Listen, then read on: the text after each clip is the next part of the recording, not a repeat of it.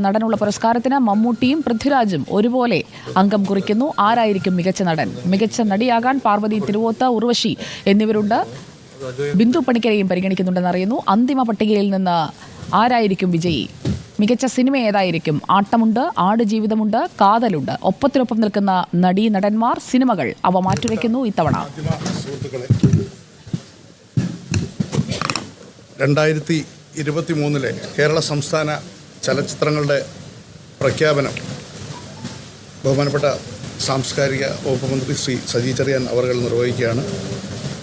ആ പ്രഖ്യാപനത്തിന് മുൻപായി വയനാട് ദുരന്തത്തിൽ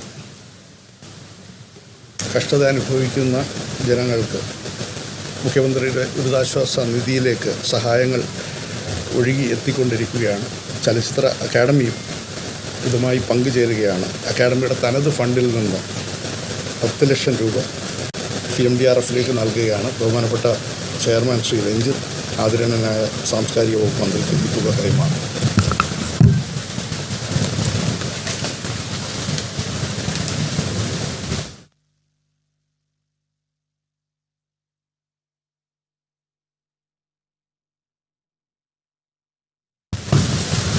ആരംഭിക്കല്ലേ?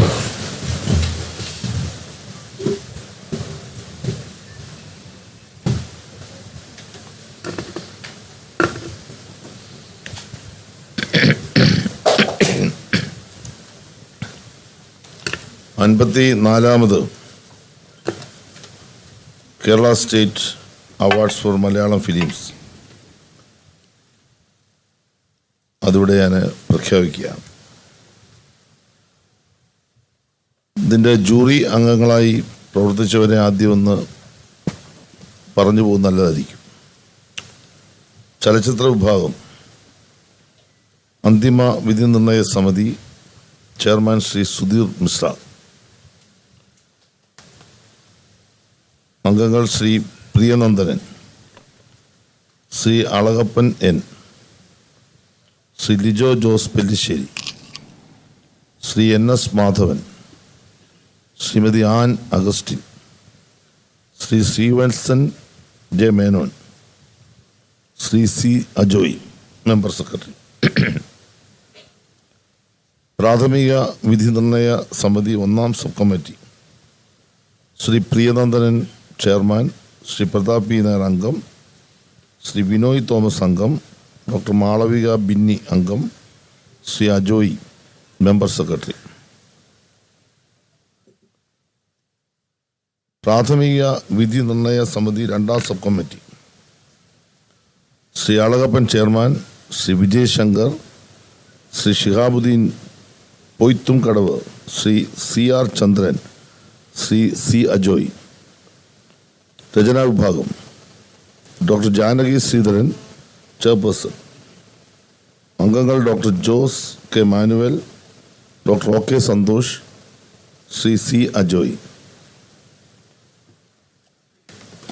സംസ്ഥാന ചലച്ചിത്ര അവാർഡ് ചലച്ചിത്ര വിഭാഗം ജൂറി റിപ്പോർട്ട് 2023 കേരള സംസ്ഥാന ചലച്ചിത്ര അവാർഡിൻ്റെ പരിഗണനയ്ക്കായി സമർപ്പിക്കപ്പെട്ടത് 160 ചിത്രങ്ങളാണ്.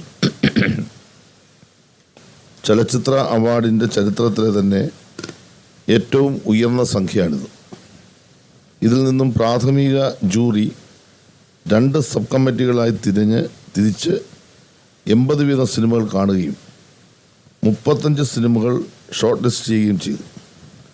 കുട്ടികളുടെ ചിത്രങ്ങളുടെ വിഭാഗത്തിൽ 4 ചിത്രങ്ങളാണ് സമർപ്പിക്കപ്പെട്ടിരുന്നത്. ഇവയിൽ ഒരു ചിത്രം കുട്ടികളുടെ വിദ്യാഭ്യാസ പരിപാടി ആയതിനാൽ ഫീച്ചർ ഫിലിമായി പരിഗണിക്കാൻ കഴിയില്ലെന്ന് ജൂറി വിലയിരുത്തി. മറ്റ് 3 ചിത്രങ്ങളും അവാർഡിന് പരിഗണിക്കാൻ തക്ക നിലവാരമുള്ളവയായിരുന്നില്ല. പ്രാഥമിക ജൂറി തിരഞ്ഞെടുക്കാത്ത 3 ചിത്രങ്ങൾ അന്തിമ ജൂറി തിരിച്ചു വിളിച്ച് കാണുകയുണ്ടായി.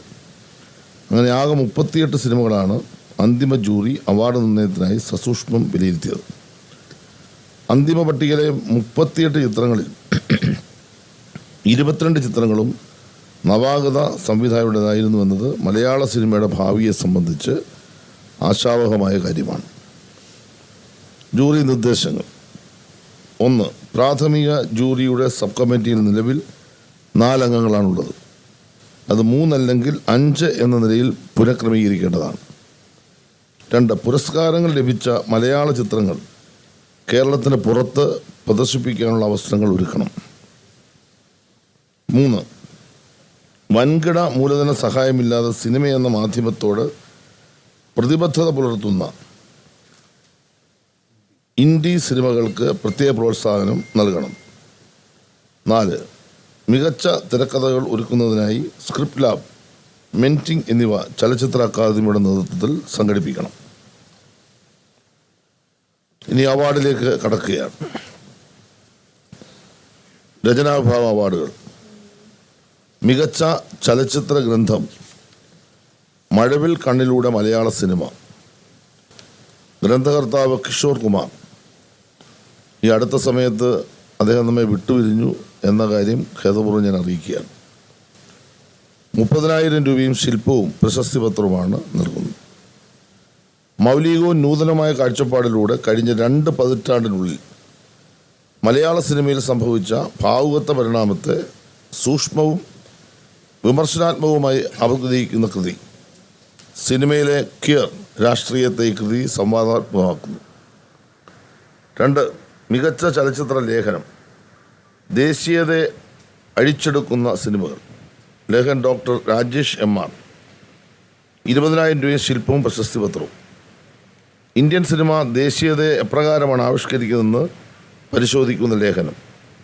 അപരവൽക്കരണം, ദേശവിരുദ്ധത, ജാതീയത തുടങ്ങിയ പ്രമേയങ്ങൾ ചർച്ച ചെയ്യുന്ന ബോളിവുഡ് സിനിമകളെയും പ്രാദേശിക ഭാഷാ സിനിമകളെയും ആഴത്തിൽ വിശകലനം ചെയ്യുന്ന രചന.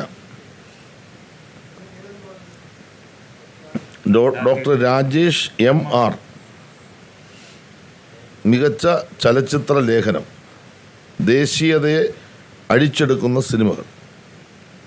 പ്രത്യേക ജൂറി പരാമർശങ്ങൾ. പുസ്തകം കാമനകളുടെ സാംസ്കാരിക സന്ദർഭങ്ങൾ. ഗ്രന്ഥകർത്താവ് ശ്രീ P. പ്രേമചന്ദ്രൻ. ശില്പവും പ്രശസ്തി പത്രവും. സിനിമയുടെ ബഹുമുഖതലങ്ങളെ സാംസ്കാരിക വിശകലനത്തിന് വിധേയമാക്കുന്ന കൃതി.